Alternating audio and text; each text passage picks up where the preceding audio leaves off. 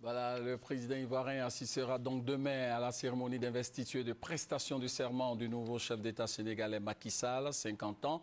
Élu le 25 mars dernier, quatrième président du Sénégal avec plus de 65% des suffrages. L'investiture du nouveau président coïncide avec la fête de l'indépendance.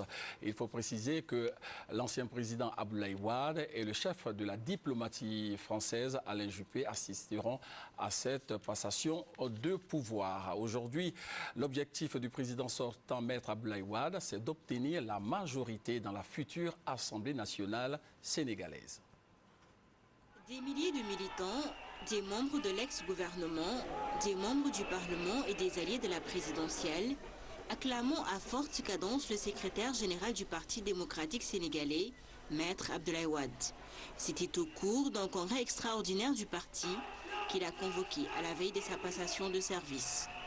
Après avoir relevé le défi d'une candidature et d'une élection à 2 tours, le président sortant a réitéré au cours de sa première sortie publique après sa défaite le respect du choix du peuple et sa bonne volonté à appuyer le nouveau régime. C'est pour demander à mes militants, mes compagnons de laisser le nouveau pouvoir gouverner à sa guise.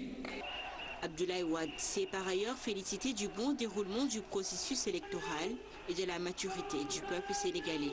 Selon lui, il n'est plus utile que la communauté internationale s'adonne à l'avenir à une observation d'élections au Sénégal.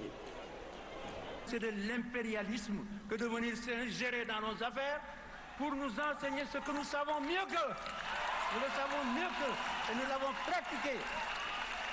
Qu'ils aillent d'abord mettre de l'ordre chez eux avant de venir mettre de l'ordre chez nous. Au cours de ce congrès, les partis politiques qui s'étaient alliés avec lui lors de la présidentielle de 2012 ont été remerciés, puis libérés pour les législatives.